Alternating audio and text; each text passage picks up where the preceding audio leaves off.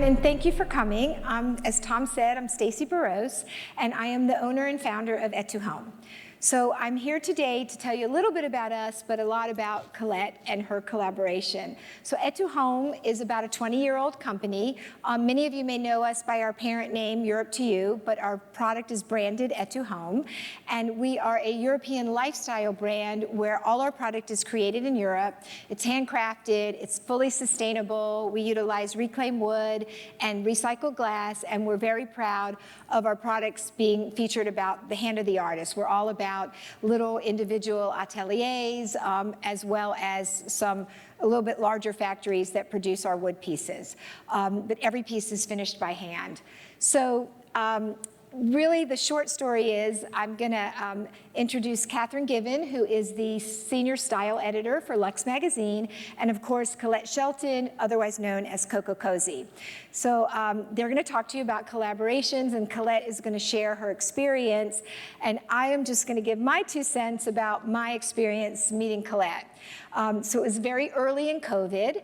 And I ended up, I hope many of you did the same, and I'm not embarrassing myself, but I ended up binge watching a lot of Netflix and a lot of Amazon Prime to like ease the stress, right? So I watched, Colette has a program on Amazon Prime called the COCOCOZY Design House. And I ended up watching it and rewatching it. And from the first episode, probably, I thought, oh my gosh, I want to work with this designer. I want to work with this woman. And there was something incredibly, there was great symmetry between her aesthetic and Et Tu Home's aesthetic. Colette has European roots, we are a European company, and it all just seemed to mesh. So I reached out, and she can share the rest of the story. So ladies, Colette and Kathryn, please come on out.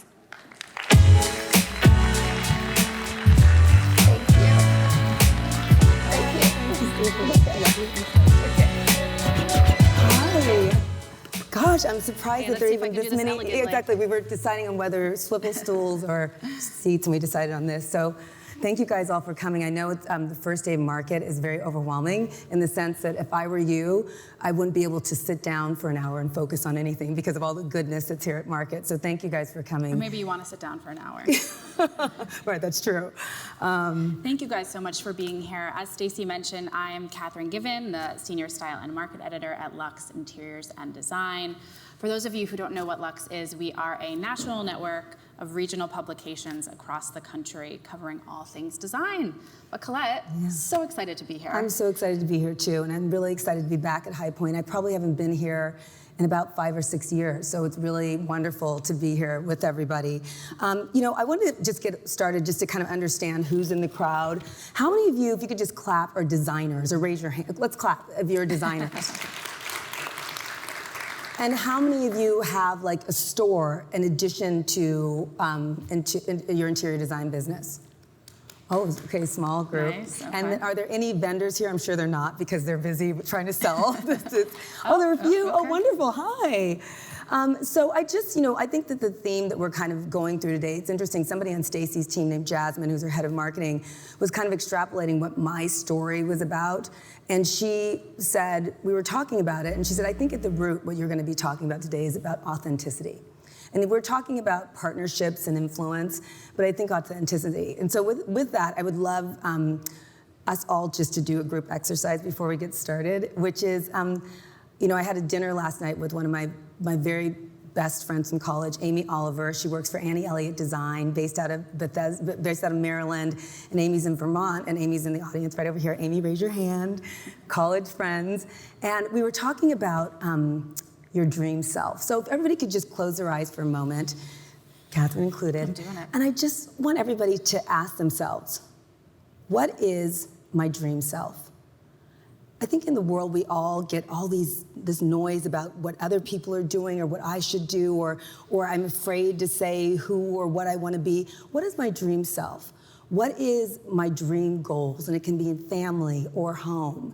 And just really thinking about that. And then as I take you through my story, kind of finding yourself in that story, on that journey with me, and where you might be able to take some tips and ideas on how to really be your dream self. So everybody open your eyes, and then hopefully during that process, think, and really I want you after this to go home and say what your dream self is out loud. I think oftentimes we don't do that. People don't, like, they are too embarrassed, or they think that somebody, it's too much, or who am I to think that I could do that? And you're kind of hearing my journey, which is kind of ragtag, but that's a great exercise. I need you in my bathroom every morning when I'm getting ready, like dream self, dream self.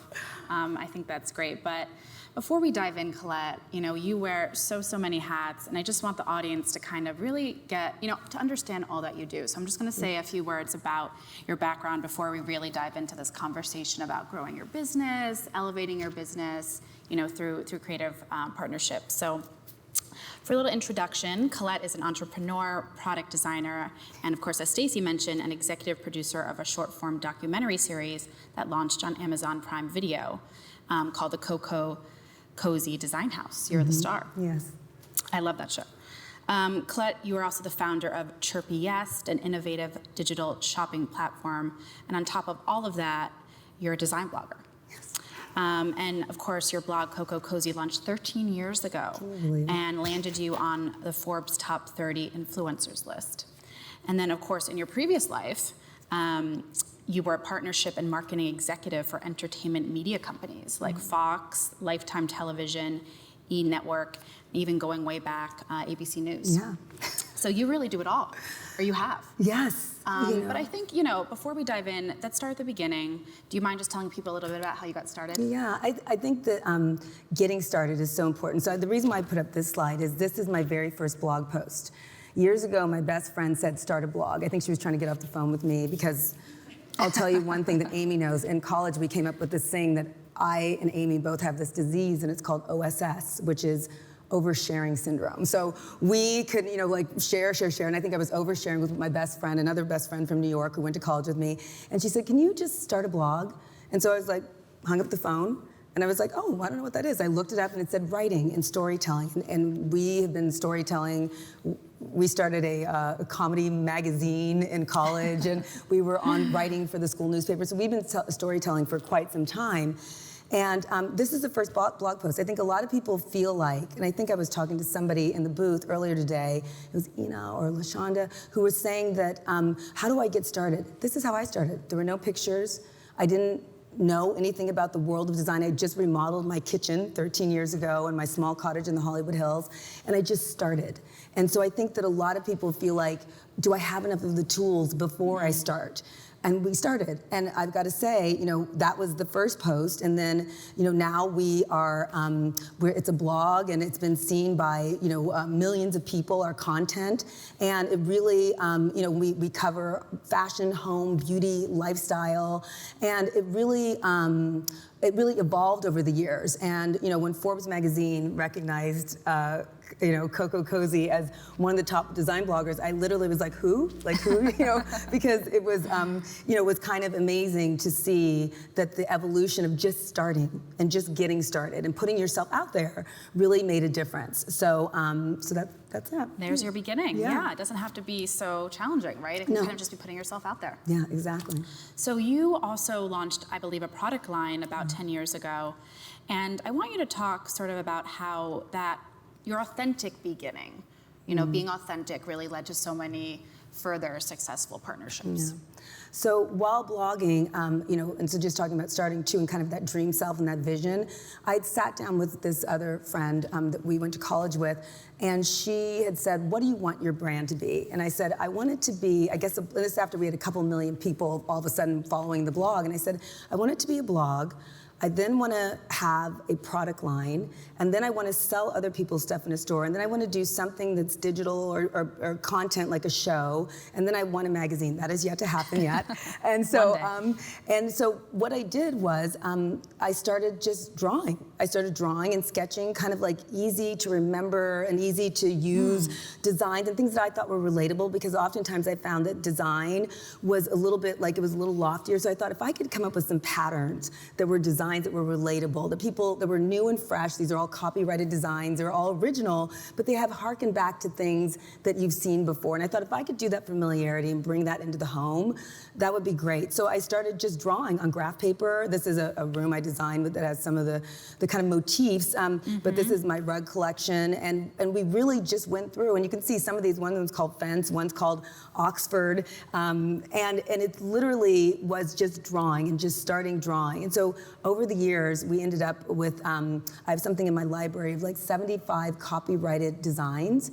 And so those designs have actually been the catalyst for so many relationships and partnerships. So if you can have that proprietary thing that you're doing, that you just make on your own, and the reason why I look over there, I'm looking at Annie, and she knows what I'm talking about, that you've made on your own, don't have the fear of putting it out there. One designer said to me, you can't say, because I said, oh, I just doodle on some paper and I make these designs, and she said, you can't say doodle, you're in the design world. And I was like, but it is a doodle. And so, that's what you do. Exactly. Yeah. And she said, I wouldn't say that on public. I said, well, maybe I wouldn't, but I'm just going to, because actually that's what it was. It was that easy. And then we made it into a full collection of designs. So the textiles collection started, I think, about 2 years after I started blogging, and I went to market, and and these patterns still are alive today. Every year I'm refreshing with new patterns and new styles, and it's always fun, and it's fun to explore the world. Like, I get inspiration. This was a trip to Europe, and I get some inspiration from wherever I go to kind of create these graphic and geometric patterns that I think that can be put in and out of every home. But the reason I think that this is significant, the reason why I wanted to show this today, was just to show you that it doesn't, and you'll see how this all leads to collaboration and influence, is like taking ownership of something. It doesn't have to be brilliant. There's nothing here. I mean, I love the collection. I think it's beautiful and elegant. But I'm not saying that there's anything brilliant, but it's just me. And so if you just put the authentic you out there, other things come. So that's kind of the message, and to show how, like for me, it was easy. I mean, there were some hardships. My first market, we wrote about $35,000 worth of orders. I got back home, and the printer said, we are only doing 1,000-yard runs. And I had a collection with like 25 different colors, 25 different designs, and in order to reset up that collection, it would have cost something like $20,000, $30,000 just to reset it up. So I had to decide at that point, will I honor the commitments that I made to people and market who they were walking by, chose a new brand to start with, or will I just say, hey, we can't deliver? So we lost money, but we delivered. And some of those customers came back, because I always felt like you're a person of your word, but there are challenges. I'm not saying there's not challenges, and there's losses. But if you start... Or just true to yourself and just follow that, I think it's important. You're so right. Absolutely. Great advice. Absolutely. So we're talking a little bit at the beginning about the many different roles, that you have and you've played. So you went from marketing exec to full-time blogger to textiles designer to startup founder, and you're juggling several partnerships, in between. But was there some, real cohesion between these roles that kind of kept you going? Well, I think it's the idea of telling stories. I think this is telling stories, whether it be in the home and home design, and then telling stories through, my career in entertainment.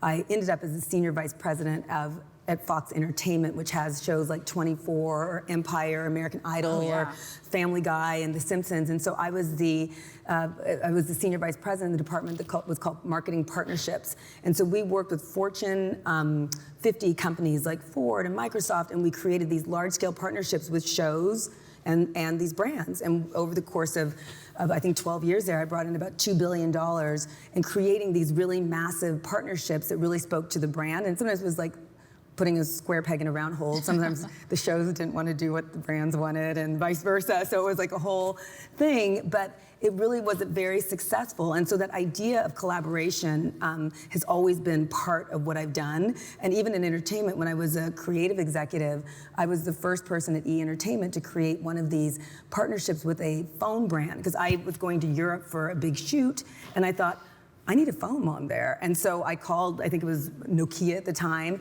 and then they developed a multi-year partnership with E! Where they provided all the phones for years, but I kind of started that, which was, how do you amplify your voice? So a couple themes. One is storytelling, and two is amplification. So again, to that oversharing syndrome, every single time something happens, I think, who else can I tell? Who else can I tell? And I know a lot of people, they feel like I should remain private.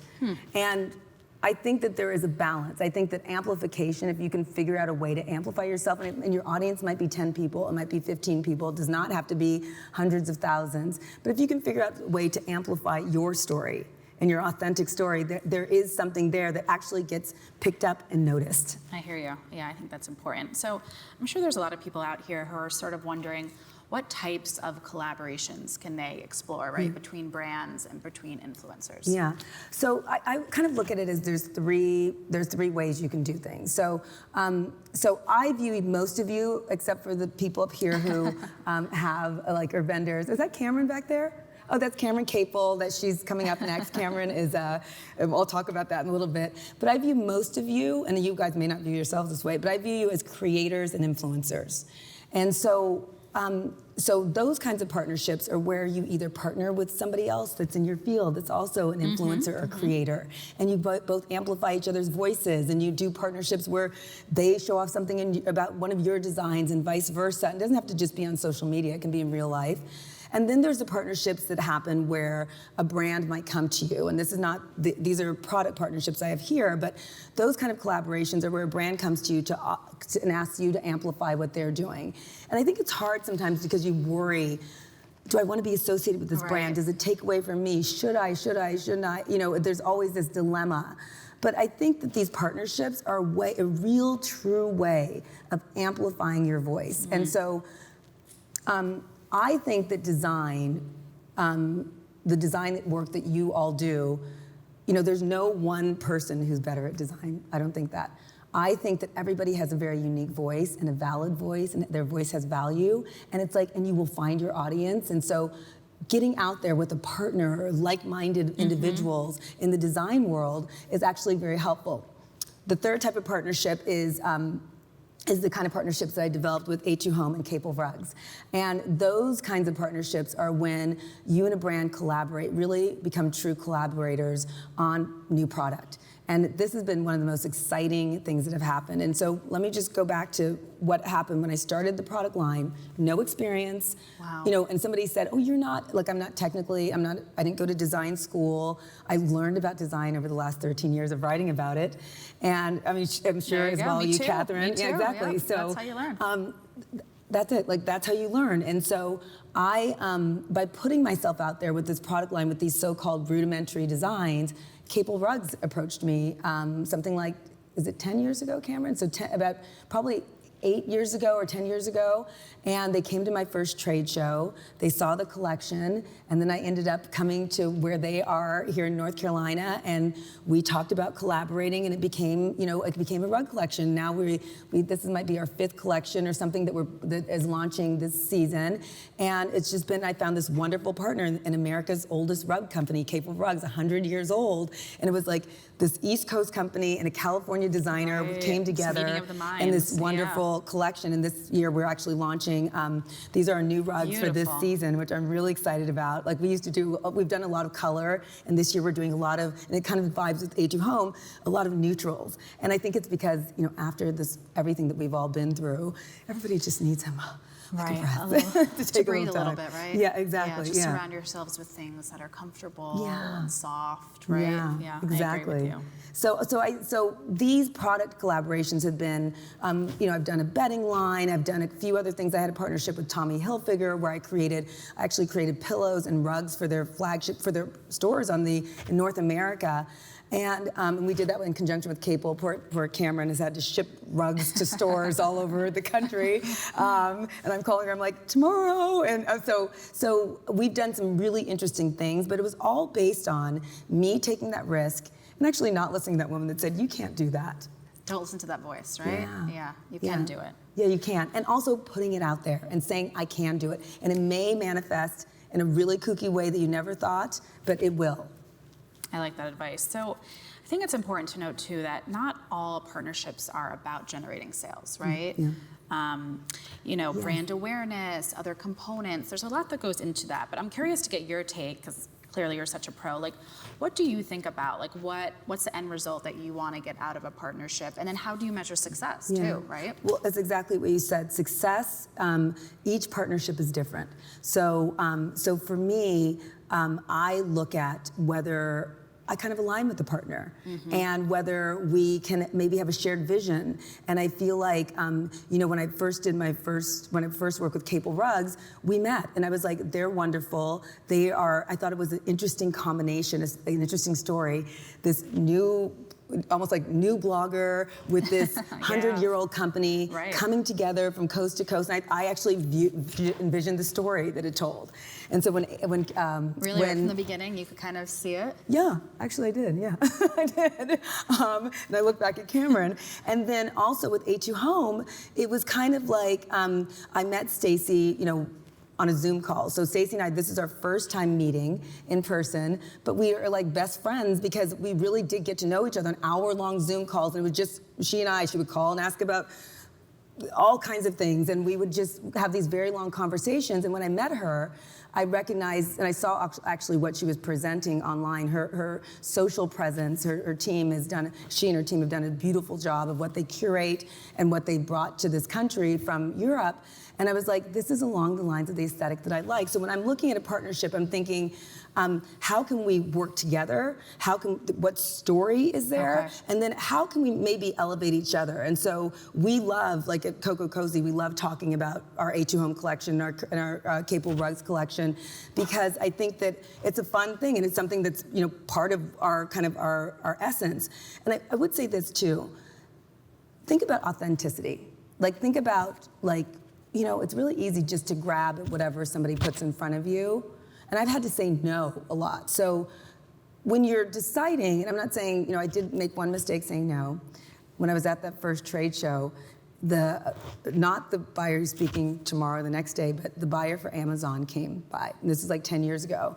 And I was like, Amazon? Do I want my pillows on Amazon? I was like, you know what, thank you so much, but no thank you. So there is some times where you might hold your brand a little too precious, but so don't do that. But really do think about like where it might be, where you might be able to, like who's your authentic partner and what really works.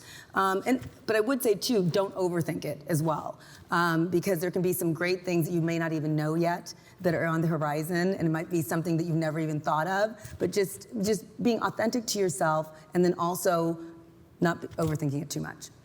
So I want to circle back, though, to that time you said no, because I feel like there must be some sort of lesson in there. The lesson is, somebody told me once, there was a shoe guy someplace in wherever, and it was a very big brand. I can't remember what the brand was, and they actually went out of business because they said the owner of the brand held his brand too precious. So when it was time to so many people were approaching him. It's not like Perry, it's some like European brand that got bought out, but it actually, like somebody else bought it from him, the name, but he had held it too precious. He refused to do partnerships with people. Everything was not quite what he wanted to do. So that meant that he had this beautiful growing brand, but then he lost, you know, because he was holding it so precious, and that's what I was doing at that Amazon story. I was like, I don't know what Amazon is, and da-da-da-da, and it was like, instead, I should have been like leaning into something that was uncomfortable. So it's like, or something that was new.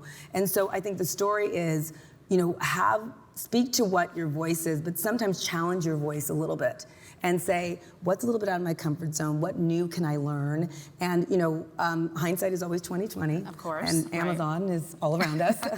And so, and the COCOCOZY collection is not on Amazon, but it was a lesson in, did I hold it too precious then? Right, okay. So it wasn't even that, maybe, you know, you weren't being authentic. It was just like you were holding on to something maybe that could have, you know, could have been an opportunity. Well, I was being a little too authentic to my voice. There you go. I mean, to who I was. I was like, oh no, I don't see myself on a mass retailer. I don't know what that is, and I don't know what that is. And at that point, it was before everything it is today, and especially in the home space, it wasn't as big. And I was like, I just don't know if that's going to be right, and I should have taken that risk. Risks are important, right? Even though they're scary sometimes. Yeah. Okay, so I'm sure there's a lot of people out here who are sort of thinking about a collaboration, right? Or, want something to happen. Yeah. Can you maybe talk to us about how you would go about that? Should we just like reach out to our dream, partnership, to our dream brand? And vice versa, like if brands, really want to connect with influencers, sort of what do they do? Well, that's interesting. I mean, like honestly, that's a different question that was going to lead into this. This is Chirpyest. This is my other project, and it actually does have to do with brands. So here and again, forging new trails.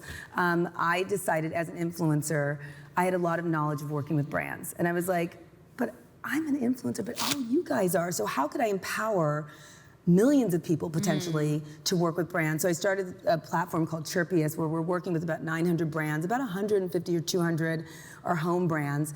And what we do is we allow you to finally monetize your style. So you can share a link with your clients, you can create a shopping board for them, and if they shop it, you actually get paid. So it's a way to actually kind of give value to your voice outside of like, you will do a lot of buying here, but there's a lot of consumer market buying you guys do, and it gives value, it allows you to curate your content and then have brands pay you. So we've partnered with brands like ABC Home and Carpet, like all these great brands have come on our platform, and it's been a real adventure working with them.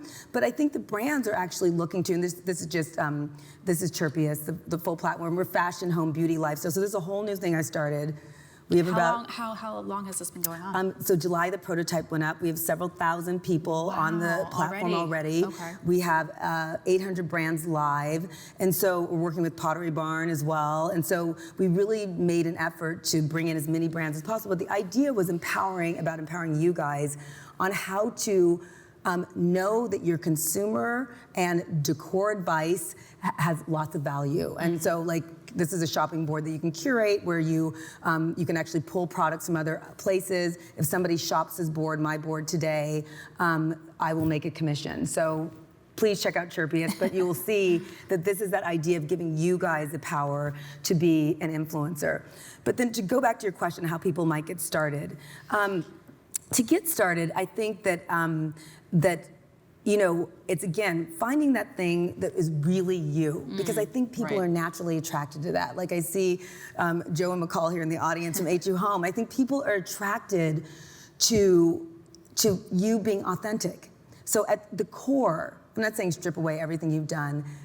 Be quiet for a moment and think about that dream self. And then try to lean into those things, because that dream self, nobody else's dream self is the same. So I think the thing, if you try to embrace the differences, as opposed to a lot of people will want to kind of follow the crowd or follow the trends. It's like, what if you made the trends? And what if you stood up and went, when everybody's zigging, you zag? So I think that is one of the first things I would say is if you can find that authentic thing that you're doing, it doesn't have to be groundbreaking, and embrace that, people come to you. So, Cable Rugs and we were in talks for a very long time, and they'd seen my collection. I think everything kind of goes to, the collections. H2 Home, I think this is a slide I think I'm going to play you the trailer from, I went out and I produced a series. I was like, I think I want to do a TV show. And then it was like, I know a lot of people in the industry, and I was having a lot of lunches, a lot of agents, and I was like, I kind of don't have time for that, so I'm just going to produce it myself. There you go. So we produced it ourselves, and eventually, a company called Studio 71, they have a distribution deal on Amazon Prime, and they put our series up. So this was like a homegrown social series that ended up being on Amazon Prime now. We're now on Roku, and it turned into this thing. So let me just play a little bit of this so you can see. And again, I never produced a social series like this. So every time somebody says, I've never done it, or how do I do it? Just do. It's very cliche. That's Nike, I know, but I'm saying I'm saying it too. So here's a little bit on. Let's see if this plays. The COCOCOZY Design House series is a social series that we put together. A first-time house flipper going through the process of flipping a house. I am not your traditional designer. I was a TV executive turned blogger, home blogger, turned influencer, turned design expert. This house is a Spanish colonial revival home built in 1930. It's a home with lots of character in the middle of Los Angeles, a great city surrounded by palm trees, and it has that old world charm about it. In this series, you'll get design inspiration, friction. And I think to even ask that. So now Steve is getting mad. This, I don't want that. you don't have to have it. Okay, I'm not telling you to take it. I hate the palms. And lots of laughter. Hey, Pippa. Is Pippa blind? Pippa. Is my hair sticking up again? You know, I wanted to do this series to kind of peel back the veil on design and design houses and to show you what it's really like that, you know, if you put your mind to something, even if you haven't done it before, you can do it. Such a great home. Yeah, it was really fun. And fun. And it was, thank you guys. It was really fun doing that. And it's funny, you know, I always imagine myself, this is some of the house, the project, how it ended up. And this was my first, I bought the house as a flip house, and I decided while I was in it, I was like, I could tell a story about making the house. And interestingly enough, the project manager that was working with me, she's kind of like a little sister. She's not in my family, but she's a little sister. So I imagined that if I had a television series, I'd be in a sparkly gown, walking down some stairs. I would kind of be talking like this about everything I'd done. And she views me as a comedy act in and of itself. So the whole series, it turned into, you know, when we got the final cuts, and she ended up producing the series, had these little captions over it. It turned into this kind of funny series. And I thought, you know, this is not how I imagined I would come to television, but it was actually it still told the story of like starting from scratch and then just really building something. So we took viewers through this, and I guess another thing I would say, Kathryn, is don't wait for permission. That's good advice, you know, because right. I was actually, once I was like, wait, maybe this production company or this producer I know or this agent, and it was like, just do it, just go and do, and trust yourself and trust your authentic self. And we really enjoyed doing this house. It was a lot of fun. Subsequently, here's the story. So I was going to photograph it, have people walk through it, and become like a kind of new kind of flip house, you know, where it's fully designed. My sister walked into it with her new husband before it went on the market, and she has a beautiful house in an area called Bel Air. She already has a house. She walked in, the next thing I knew, she made an offer on it. And I was like, well, okay, well, I'm still gonna put it on the market. And then I got a call from my mom. She said, I understand you haven't accepted your sister's offer yet. So my sister now lives in the COCOCOZY design I didn't house. know that. Yeah, and she took it all furnished. She left her house behind. She rented her other house furnished to the other person. She took all these furnishings and I was like, Dominique, some of this is staging only. And she and her husband, and at first I think her husband, they were newly married, was like, wait, I'm moving from there to a house that my sister-in-law designed, and now he has these wonderful dinner parties there, invites me, and it really created a space for them, especially during the pandemic, that was beautifully designed and that they feel comfortable in. And also for me, I now go to my sister's house, and it's like everything that I've done, and it's like home. Yeah. That's fun. Oh, I didn't realize that. Okay. So I want to pivot for a sec and really talk about your collaboration with Et2 Home. Yeah. I stopped by yesterday. I saw the pieces. I felt the pieces. Congratulations. They are Thank so you. beautiful. But tell us a little bit about how that came to be, how you connected with Stacey. Yeah. I think that for me, this collaboration was very significant in the time that we were all in. I mean, this was just, we've all been through it this last year and a half, and we made it. And I know it's been rough for a lot of people. And I think, you know, I think it was May, it was right when there was a lot of unrest and there was a lot of issues around race and what this country had done or where we were in this country, not done, but where we were. And Stacey, I think, you know, reached out to me, and I always say this, she reached out with intention. And she said, and I've had other collaborations. I've Cable Rugs I've been in business with for 8 years. They've embraced diversity for 8 years. But Stacey said, in light of everything that's going on today, I want to work with a Black designer. And so she had called a mutual friend of ours, and they kind of recommended 2 or 3 people. She watched the series, and she found that there was this alignment with me and her. But I really always appreciate that she reached out with that intention. And it's not that I don't have collaborations or wouldn't have collaborations, but I love the fact that she was like, first of all, Stacey will partner with a million people, everybody in this audience. It doesn't matter whether they're Black or white, but I thought, I love the fact that she took this intention and said, I think we can collaborate to make something beautiful. So first and foremost, our collaboration is really about making beautiful product. And then secondly, I loved the intention with which she came to me. So that story. in itself, when you call somebody and say that and say, I want to make a difference in whatever way I can, it immediately, like, my heart opened up to her. And then you look at her product, which is just beautiful. Beautiful. And so then we had our first Zoom call. Stacey was in her offices in Atlanta, in her store, and the lights kept on going off. Anyways, but it was like an hour-long Zoom. We realized that we were very similar. McCall, who's in the audience, is like, it's kind of like herding cats with you and Stacey, because like we're both very high energy, and we realized we were very similar, but then also we had the kind of same sense of business. And I think for me, working with honest business people is really important. And Stacey, as is Cameron, Capel, and the whole Capel family are really, really honest business people. And that is something that is a standard that I want in the business relations. And I also want anybody who works with me and for me, honesty is the first thing. I mean, it just sets you up for success, right? Yes, yeah. And so at Lux, I work on this segment. We have Design TV. It's called Collab Lab. Yeah. So I talk with different designers and manufacturers about collaboration, because there's so much that goes into collaborating on product, right? And every process is quite different, to be honest. So I want to hear a little bit about your process. Okay, you agree to collaborate, but really what's next? Yeah, I think it's like, so a little bit of it is like made up with each partner. So with Stacey, in this case, she started sending me boards, and I've never had so many beautiful cutting and charcuterie boards, and it's interesting, I never knew I needed them. Like I cut on one small one, I use a big one. So she sent me boards, they weren't part of our collaboration, and she just wanted me to get a sense and a hand of her product. And so when those first boxes came, first of all, they're immense, and the product was just beautifully crafted. And I was like, wow, this is amazing. And so the first thing we talked about is like, how can we switch up boards? And how can we actually talked about a few other products before we got to this. And then we got to, how can we put something out in the marketplace, something that's interesting and fun and really accessible to everybody?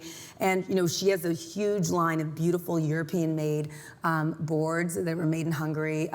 Stacey's husband, Joe, who also works in the business, he is from Hungary, so she has a big tradition of being in Europe, and then also had created this business for years from people, craftsmen and artisans in France and in Hungary as well. And so she was like, how do we, maybe we bring in some new shapes to board. So one day over the phone with her team in Hungary, this meant lots of phone calls, lots of Zooms, and lots of time. I think it was weird. Stacey and I would end up on the phone and just like on these weird tangential relationships or conversations that ended up manifesting themselves in the collection. And so one day we were on a Zoom, and I was like, okay, so what else can we do to make this even more of a collaboration? And my sofa was behind me, and I realized, all the textiles in my house are either COCOCOZY for Capel rugs or from my textiles collection. And I was like, what if we take one of my few of my copyrighted designs, and we put them on these interesting shapes, because these shapes are not necessarily in their collection right now. And so she wanted to bring in those heritage, kind of really antique, shapes, these new kind of forms for boards, and then adding another element to it, which is this decorative element. I know the boards are now used in kitchens as decor, but we were like, what if we could say to the person who's got the all-white kitchen, stick with your all-white kitchen, but add a little bit of pattern and texture without having to commit to tile or something that's a little more permanent, and then also have it be useful as serverware or as cutting boards. And so it was that moment. I mean, it was like I blinked, and Stacey's like, send me some designs. I sent her about 30 of the things, or the textile designs. She picked about 5 or 6, and within, I think, it must have been weeks, there were either like some kind of prototype or samples that were sent to me to view the collection, and then we were just to go. And I know the manufacturing process, and I think from anybody here from H & Home is like, and then we were just to go.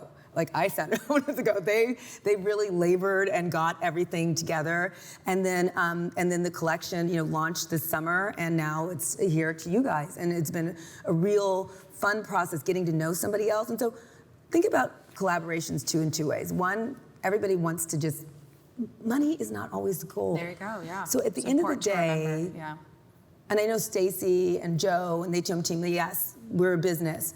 But at the end of the day, we've forged a really wonderful friendship and relationship, and I think we've been able to amplify each other's brands. Like we have a ton of fun on COCOCOZY and on all of our channels. any given point, we're speaking to quite a few, hundreds and hundreds of thousands of people a day. We've been able to promote the product, and then also just being open. A new audience got to learn about COCOCOZY and Colette Shelton as well. And so, and this partnership and these boards are actually doing really well. So that's the great thing. Like we're yeah, exactly. No, they're selling and people are loving them. Congratulations. And it's been a really huge success. So I think I've been very fortunate that by going with what's authentic to me, it's led to some really beautiful items, and then hopefully, consumers and you guys, find them beautiful too. And I think that, and I'm never looking at a trend. I just am not, because I don't know how to follow a trend. I don't know how to, I just don't know how to keep up with it. So it's like, how can you create your own signature look? If you're an interior designer, this is supposed to go with this. Traditional is this. Beach is this. People always ask me, what is your style? I'm like, it's everything. so like, because when people see a COCOCOZY room, they know it is, but I don't have a pat. It's coastal meets modern meets what, it's my style. And so, embrace your style. Yeah, it's individual. Yeah. And it's interesting because first of all, I love how the designs that you incorporated are really, like they're in your DNA. You use them really, even at the beginning kind of, or they were really part of you, which is so special. And I was chatting with Stacey yesterday, stopped by the booth, saw all your wonderful products in person, all the pieces, and she was talking to me a little bit about the candle line, your candle line, which smells delicious, but she was saying, okay, well, I hope I can share this. I was talking with Colette, and we were trying to test different, scents, and, she had scents that, she had sort of had in her line and, she had worked with. And you were just saying, you know what, none of these are speaking to me. We gotta expand it. And I think it's a lot of it is bergamot now, right? Yeah, it's our bergamot mint candle. I don't know if we have a picture here. I don't think we do. But she has these beautiful hand-poured candles that are hand-poured in France. And Stacey sent me some, she sent me little vials. She taught me how to cloche the scent and smell it for a few days. And she sent some. She said we could get it to market immediately if you take these 3 scents that we already, because they have to work with a scent maker. Who knew? Someplace in France who actually mixes and does, it's a very time-consuming process. And so she sent me the aromas that they already had, and I really tried. I tried to like them. I tried to, I was like, I went back to them day after day, and then actually Stacey had to call me, and she's like, did you get them? And I said, yes, I did. And sometimes I pause when I'm not sure, I couldn't quite wrap my head around it, and I was like, Colette, you just have to say to her, I said, Stacey, I don't really like these. They were wonderful, but they weren't for me. So then we went with some citrusy, the bergamot, the mint. We talked about the herbs and the herbs I liked. And then she came back to me with a collection of 3 different scents that were the different floral aromas that I'd said that I liked, and fruit and floral, and then some kind of herbs. And the bergamot mint stood out, and we ended up going with that. But it was also me being able to say, and Cameron, poor Cameron, I'm like, oh, I don't really like that, Cameron. Can we do something else? So the same thing happens in the Cable Rug collection, and we figured out. And we figured out whether it's the textures, and Cameron and I have been working together long enough where, and I'll be honest with you, this season, I've been a little bit overwhelmed with Chirpyest and our new A2 Home collection. We got to colors, and typically I used to do this whole color study for Cameron, being completely, totally particular, and I would send all these colors. And this year I was like, you guys know me. You know what I want. I want a neutral base. And, I sent Cameron the designs. I usually oversend, probably 20 designs. She picked 4 or 5. And I said, you guys do colors this year. And so when you get to a point in a partnership with somebody that you've worked with a long time, and so today was actually the first day that I saw the collection in person. I mean, she's of course been communicating with me. She did send me samples to see, we go over construction a lot. But so in that case, and everything looks great, Cameron, so thank you. But I like the idea, and Cameron is the same way as Stacey. If there's something that is not quite working for me, I've selected partners who have a tremendous amount of patience and a tremendous amount of grace towards me, and understanding that the process is, it's a little bit of feel about the way I feel, and it's a little bit about, it's a feel and science, it's all those things, and it's personal. And so they know when I put my name on something that they wanted to speak to me, so they've been very flexible. So that's been great. Well, that's the hallmark of a successful partnership, right? Too, is really trusting each other. And you touched on this a little bit, but you really mentioned being authentic to yourself, throughout this entire partnership process, right? But when you are in a partnership, how do you go about, even like at To Home, making sure that both parties are happy, right? Because it really, it has to be a bit of a balance, right? And both people have to, both people have to think it's successful, right? So it's really strange. I've had the ability with these guys to really, it just has happened organically. It happened organically. There's not been one point in the Cable Rug story where I've been, where I felt like I haven't been happy. I hope they're happy. And with A2 Home as well, I felt that it was just organic. Like we both want to make sure, I want to make sure the product does well for them because they've invested a lot. Right. And I recognize that with my partners, that I do think about the investment you're making in me and my brand. And then I also think that they want to make me happy as well. So it's been I've been very lucky that I have not had to compromise that much about feeling good about the product. And I hope my partners feel the same way. And I think that I've had some very successful partnerships and long lasting, with Cable Rugs being the longest lasting. And I think that it hasn't been an issue where we're at odds. Okay. And I think that if I was at odds, I don't know what I would do. But I know that I would honor my commitment. If I made a commitment to somebody, whether I was at odds or not, I would honor a commitment that I made. And I think, as you said, it's important if you maybe disagree about something or you don't like something, speak up and say it because both parties really want to make this successful, right? Yes, exactly. Yeah. So, I think I know we have a lot of designers, in the audience, and we're going to wrap up soon. But I'm hoping, you can give them some final parting advice. In an industry where there's a lot in the market today, right?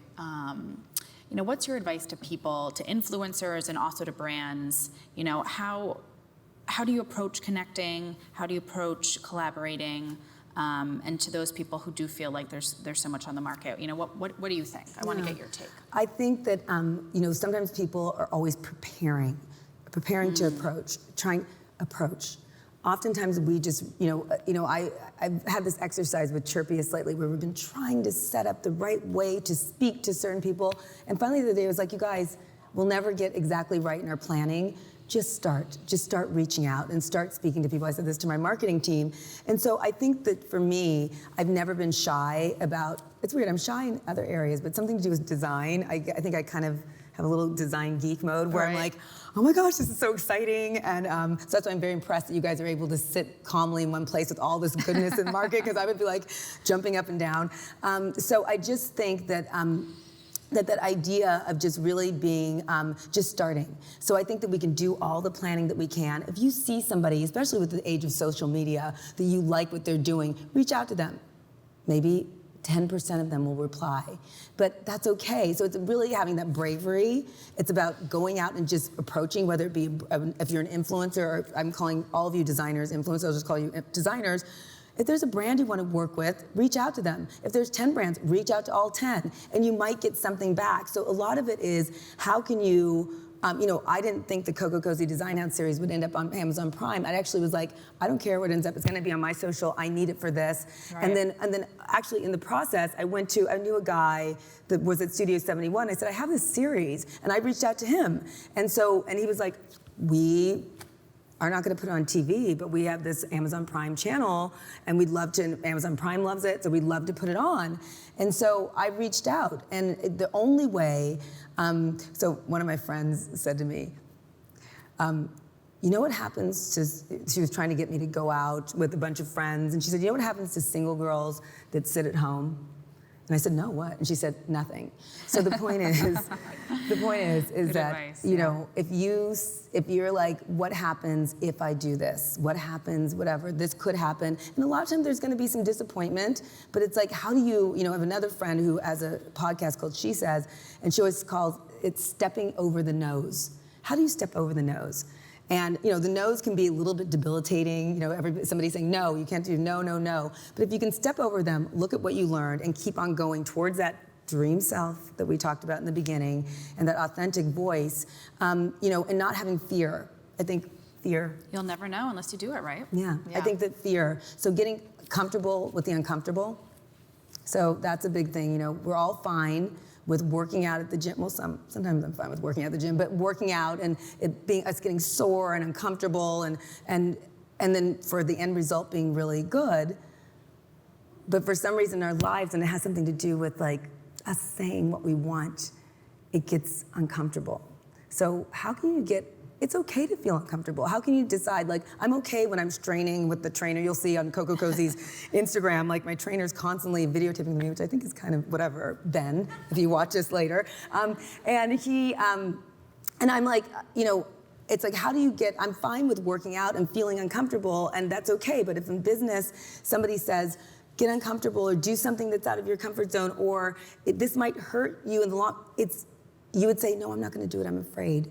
And so how do you step over that fear and know that there's gonna be some no's, know that you're gonna feel uncomfortable, know that there's gonna be rejection, know that. And then push that aside, step over it, and continue forward. I love that. Great parting advice. Well, Colette, thank you so much. This has been so inspiring, and I love getting to chat with you. For everyone here, we are having a little toast to the collection in person at the Et2Home showroom. It's in Interhall IH207, I believe. Yeah, it's right so on please, join us floor. After. Yeah, that'd be great. We'd love to see you, and I'd love to meet, you know, as many of you as I can. And again, you know, tag us on Instagram. I have somebody on my team that works, but I'm often looking through, and I'd love to share your content. If you have designs, we'd love to really be like, this is my High Point family, and we'd love to share what we can and be really helpful to you. And like part of it is, you know, when I created Chirpyest and all of this, it's like, what can we do together? And interestingly enough, the song that came on when we started, it's my friend Mo Taft is a producer. He's a music producer, and he just came out with this song called The Top. And the song is like, it starts off, it says, I'm at the top. But also the rest of the song is like, one man help another man, one woman help another woman, one hand help another hand. And so I really wanted to play that when we were coming out, because it's kind of a theme about how can we help each other, how can we collaborate, how can we come together, and how do we get to the top? It's not like by yourself, it's with people. And the community. And the community. I agree. Yeah. Well said. Okay, thank you. Thank you so much.